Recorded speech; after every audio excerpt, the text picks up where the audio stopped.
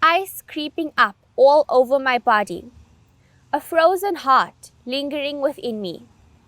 Tears stain my scarred neck, painful memories playing in my head.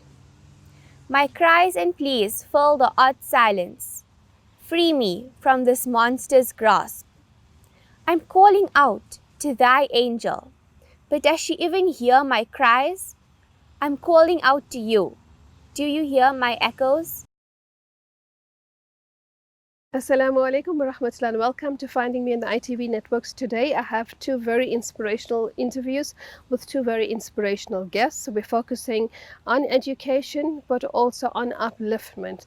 With me I have a talented young lady, Imaan Suliman, who has recently published two anthologies of poetry. She's only a grade 9 learner at the Central Islamic School, and it is wonderful and amazing to encounter young people who contribute to social upliftment and to the development of young people. I think it has been a particularly inspirational moment to speak to this young lady and to find out how it is that she has managed to put herself together after very many challenging moments in her life. With that, I'd like to say Assalamu alaikum wa rahmatullah and welcome, Imaan, and thank you for making this time. Walaikum salam. Thank you so much for having me on the show. Imaan, it's always wonderful to see young people, especially from our community, who take the time to do things that are uplifting, that are positive, rather than just sitting back or wallowing in self-pity. Today, we find that there are very many young people who would rather give up than to try. And you have done the opposite. You've decided to try and you've decided to move forward. Now, you're at an Islamic school, and I know that there are very many challenges within Islamic school. I found perhaps in many instances that despite all of its wonderful aspects, and the fundamental aspect of being in an Islamic school is that you're constantly reminded that you're Muslim. The one problem is that they don't focus much on creativity. Did you find that a challenge as well? I never actually worked on writing when I was in school because it's not something that is focused on a lot. We work a lot on our academic skills, but my writing was something that I discovered outside of school and was never pushed to creativity within school. But I think that it is also encouraged when we do literature, because they do introduce you to a lot of creative pieces in poetry. So it was a bit challenging at first, but I grew into it. And doing it on your own outside, does that take a lot of discipline? Actually, I don't think so. It's something that I do more for leisure and I enjoy it. It's something that I love doing. So it doesn't really take a lot of commitment because it's fun. It's fun, yeah. And if you enjoy something and you're passionate about something, then automatically you tend to do well at it. Don't you feel that? So spending this time writing, and I'm sure writing is a lonely experience. Let me put it that way. It's not a social experience. So is that a challenge for you too, where you sit and you're alone by yourself writing rather than out there with lots of friends socializing? It's depends on my mood. Sometimes I enjoy being alone and writing. It's a solitary activity, but sometimes it's what you need when you are experiencing a lot of emotions. It's nice to sit by yourself and write and get it out. But there are times when I do wish I was socializing with my friends instead. And do you find that there are very many young people going through challenges like you have, maybe different kinds of challenges, but young people generally struggling with challenges? Yeah, actually, especially with teenagers in today's world, there are a lot of them who are struggling internally with depression and they often have no way to talk about it. So they turn to many negative aspects to get it out, and that's something I think we need to eradicate in today's world. Now, let's start with the poem that you read, which was Echoes. I mean, when I always envision the word, and I like to imagine words so that I can see them in front of me, not just hear them. That way you begin to fully materialize the meaning in the word. And when I think of the word echo, I usually think of a vast valley with mountains on either side, and you're like screaming at the top of your lungs and this voice is hitting back at you. What did you intend with the word echoes and in writing that particular poem? It demonstrates that sometimes in life, like you're saying, a vast valley where you're trapped all alone and you have no one there with you. It's like the space of your mind and you can't get out. So sometimes you try and you reach out to other people to try and get them to understand where you're coming from. And often it's like you're talking to them out of this space where your voice just echoes and it comes back to you and no one actually hears you. Do you find that that is a reality today, maybe with many young people? They feel that they're speaking but nobody's listening, or they're saying something but they're not getting a response. And perhaps because of that lack of communication, I mean, technology is good and technology can be bad too. And in many ways, the kinds of technologies that young people in your age group now, in age category, and perhaps in the generation that we are in, it's in a form of it's a form of isolatory technology, in that you're sitting and texting, but there isn't that face-to-face communication. So do you find that with all of these challenges, sitting now and writing, whilst also having that technology and screaming out these echoes, which is exactly the emotions that you speak about, of the young people speaking but no one's listening, of you calling out but you feel like nobody's hearing, it's just your own voice to yourself. Do you find that it is an entrapment of the modern world that we're living in, very much the lifestyles that we have, and perhaps maybe even the influence of society on us? I think today, because people are so caught up in technology, it's often we don't socialize with people face to face, and that has greatly damaged a lot of people's communication skills. And it shows that it's a cause of depression for many young people today. And if we can focus more on getting to know ourselves and other people and learning to reach out to them instead of mainly sitting on our phones or laptops the entire day, we can actually learn to understand people and reach out to others. So is writing one of those ways of understanding somebody else but also understanding yourself?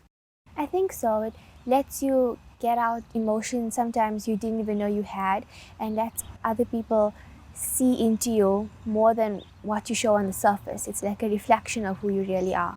So it's about reading into your soul. Is there another poem there that particularly speaks to these kind of things? Because you've done two. You've done The Fire Inside Me and you've done A Warrior's Heart. So the first one was The Fire Inside Me that was published, right? And Warrior's Heart came a little later. What was The Fire Inside Me about? And what inspired or triggered this particular collection? This book came about after my dad passed away, so I had a lot of overwhelming emotions and often I didn't know how to get them out. So I started writing what I felt. And how old were you then? I started when I was 11 years old. Is that when your dad passed away? Wow, okay. And that's when I started to write. And from there, these were like the fire inside me is what was like burning up inside of me that I wanted to get out. So it's a collection of the ups and downs that I went through and how I felt about the position that I was in. I suppose most of those emotions must have been very intense. It's dealing with a life situation that you're not quite sure yet how to deal with it. But 11, you're very young. And I mean, to express that in poetry, that's phenomenal. Can you read to us perhaps one of the first few that you wrote, or maybe one of your favorite ones from The Fire Inside Me, that just can give the audience an indication of what it is that went through this 11-year-old's mind? This poem is called Feelings, and at this time I think I truly gave up on feeling altogether because I had experienced so many emotions. I was numb, and this one kind of describes how I just didn't want to feel anymore. Feelings. I have lost the feeling to truly feel. I gave up because I just couldn't deal. It's too overwhelming to care too much. Impossible to deal with feelings like such. For me, when I think about it even a little, I let out a cringe. I bang my head on the table and let my face get covered with my fringe. I cannot bear to see how my life fell. So instead, I just don't tell. I don't want to face the dilemma again. Don't want to face the tragedy nor pain. I'm going to move on with life, be the best I can. Say to myself every day, I am your number one fan. That's wonderful. There's two things that I take from there immediately. The one is almost, like you say, a sense of giving up, but towards the end, you change that and you become more positive and you said, I'm going to live life. So at first, you're tired, you're exhausted of the emotions and the feelings. You want to give up, you don't want to feel. But secondly, you want to move on. Was that perhaps like a challenge inside of you, a form of, a discrepancy, a conflict within you? On the one hand, you don't want to love, and on the other hand, you do want to love, but you just don't know how to move forward. It's a feeling when you don't want to dwell on that emotion all the time. You don't want to sit in the pain and mope the whole day. You also just want to throw everything away and get on with your life and move on to new things. Did you feel guilty about that? Sometimes I felt like it was wrong to only care about myself and to want to find better things for myself, and I felt it could be a bit selfish at times. And how did you overcome that? Often I would speak about it to my family, who supported me all the way, explaining that you can't hold on forever and you do need to move on and look for better things. So they helped me through it and understand that it's not necessarily selfish, but looking for a better future. And looking for that better future is realizing that now your dad has gone. You lost him very tragically. It was a big shock to you and to your family as well. And in all of this, in this pain, you have to find that ray of hope, that light that tells you, you know what, okay, he's gone. It's fine. I can cry, but I don't have to live in tears my whole life. I remember the good things and I move on. When you came to that realization, were you inspired to write something? Actually, a lot of poems came from that, based on hope and new beginnings, trying to find the light in the dark. So it's like you think you're thrown into this dark pit, but there's always a way out. There's always a way out. Yes, we're going to a break now. When we come back, I would like you to start by reading for us one of those poems on hope and the finding the light in the dark, but we'll see you after the break.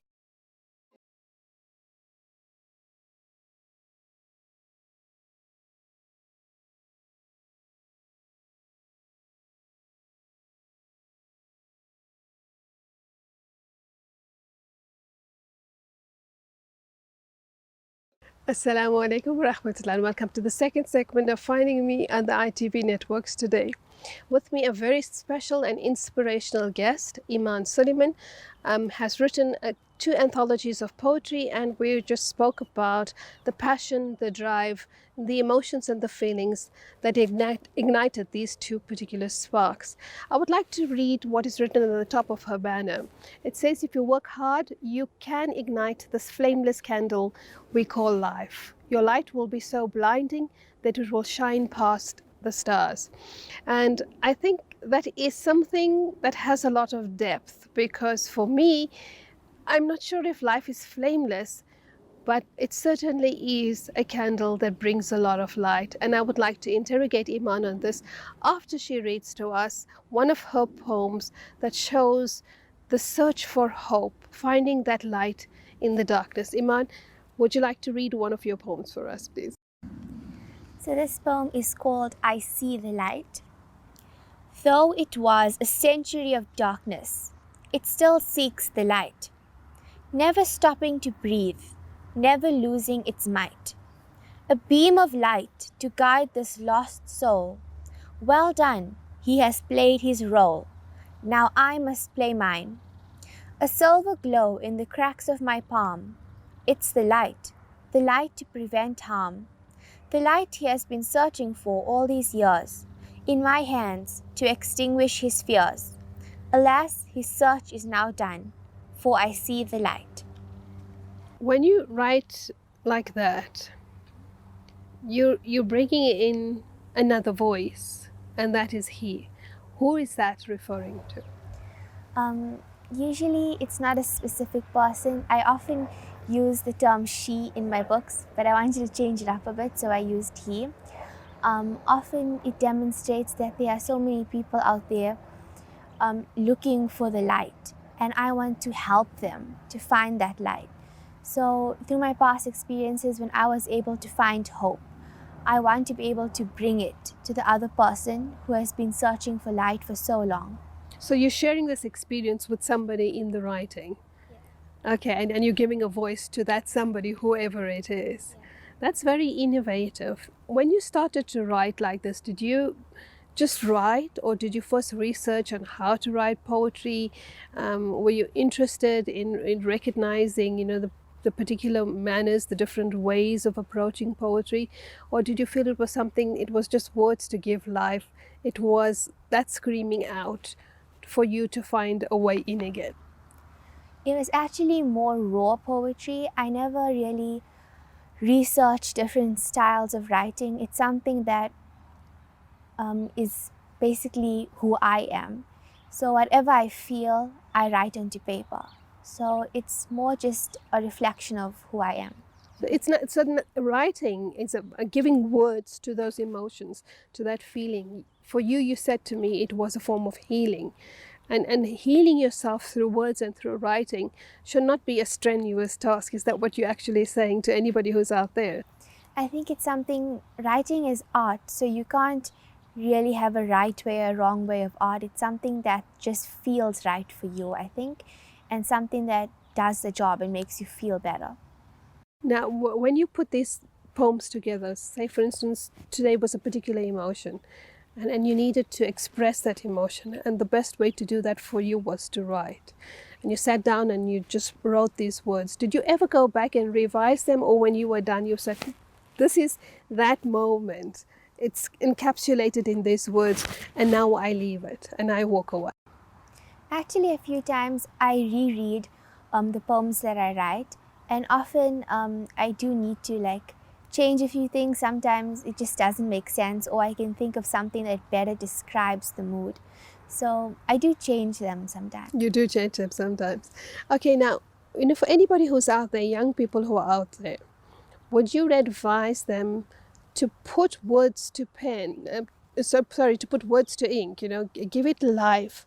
Once you give the words life, the emotion then has a life of its own as well. And you begin to find a sense of peace or a calmness or a recognition of what it is that is troubling you. And from there you can move forward. Sometimes when I'm put on a spot, or I'm just bubbling with emotion, I just sit down and I get out whatever I'm feeling. I write it on paper. And afterwards, you sort of look at the words like a picture of what you just felt. And immediately after that, it feels like you cleansed yourself of any negativity that you needed to get out. That's wonderful. Tell me, what is your advice to young people? Especially young people who are struggling maybe to communicate with family members, maybe struggling to communicate with the school teacher or what is happening in the school environment, or maybe having issues, and they don't know how to share that. Would you suggest or recommend that they just go and find a quiet place, sit down and put those words or put those thoughts into words and let it breathe a life of its own, so that, as you say, you look at it like a picture afterwards and you decide, should this control my life or not? I think it's important that if you're going through something, you need to find a way to let it out. So yes, you can sit down with a pen and a paper and just write whatever you feel. It doesn't matter if you don't think it's good. It doesn't have to be something that is going to be featured in a literature book. As long as it's something that speaks to you and makes you feel better about yourself, it's important to just write. A lot of people don't write because they feel it's not good enough, but there is no such thing as a good or bad piece when it comes to writing. That's wonderful. Thank you for that. I'm really encouraged by that comment. It shows a lot of respect for words, because everybody expresses words in a different way. Now, you've received 2 awards. Has it been for both these anthologies? And tell us a little bit about the awards that you've received.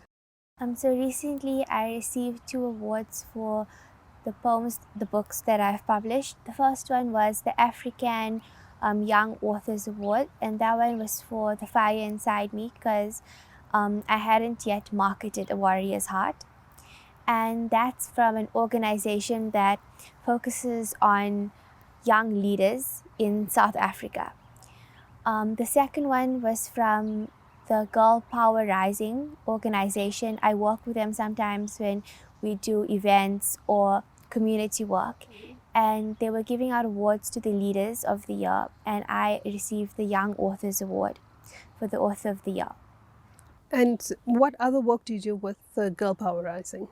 We have recently put up a library in Tembisa for underprivileged learners who don't have access to books and resources, study material, and often, like once a month, we meet up with them at Scoobs in Monte Casino because it's like it's near for them and us, and we teach them to read because even though they are already, some of them are in grade 11, they can read but they're not well versed. So by tutoring them, you immediately help to uplift them when it comes to reading. And reading is very important. It's a critical skill, isn't it? Because from reading, all other faculties in terms of education develop. Reading is actually the key to knowledge. It's what education is based on, and in order to uplift and empower themselves, it's very important that young people are able to read in order to educate themselves. So we're almost at the end of this interview. I want you to leave us with your last thought, and that is from one of the poems that you choose to convey to us a particular message. Tell us why you're going to read that poem and what it's all about. Okay, so the poem I'd like to read is called Existence, and it basically talks about why we think we are put in this world. Sometimes we feel it's so difficult to live, but then we are reminded that it's also very important to fight back. So it's a questioning. Was it a lot of questions that you had in your mind? And this all also happened after the death of your father? This was a while afterwards, but it also had a lot to do with the struggles that I faced. Wonderful. Okay, so let us hear this one. Existence. We fight and we die. We breathe for war. We live by the lie. We carry shields, that's why we breathe. We carry swords, that's why we exist. My armor is scorched and burnt. After all is done, what have I learned? I have learned to fight. I will exist for my sword and breathe for my shield. I promise to fight until the end, to bring justice until this world I mend. That was really beautiful. And I think what for me resonates is the whole notion of justice. So in everything that we do, we incorporate into our life a sense of justice. Imaan, for a young lady, I think you have incredible talent, but you're exceptionally inspirational and very mature for your age. Thank you for sharing this with us and for sharing these emotions and these thoughts with us. But I want you to leave with one last comment for young poets out there who are struggling. What would you recommend they do in order to get themselves published? Okay, so I'm self-published, but you can also go through organizations like Bloomsbury or Penguin Books, and they immediately put you on a platform to go into many corporate bookstores like Exclusive Books, for example. Or because that's more on the pricey side, if you are struggling or if you maybe don't have a lot of support from your family or your friends, you can get your book self-published. And that's what I have done. I just compiled my book. And there's actually a lot of opportunities out there for self-published authors because in Africa today, there are not many writers. So often they want to show children that even though you're African, you can publish a book. If you're young, you can publish a book. It doesn't matter. So there's a huge demand for self-published authors out there as well. And so you said you compiled it and then you took it to the library. The National Library of South Africa, you can contact them, and by giving them a copy of your book, they then give you an ISBN number, and then you can publish it and you can sell it in stores. Wonderful. Thank you very much for that and for giving inspiration to the young people who are listening to you, maybe even to the parents who have young children and they themselves don't know how to help their children. So we look forward to more positivity. I believe you're busy writing your third book. We're looking forward to that. And we'll speak to you, inshallah, when that one comes out. Till we meet again, fi amanillah, wassalamu alaikum wa rahmatullah.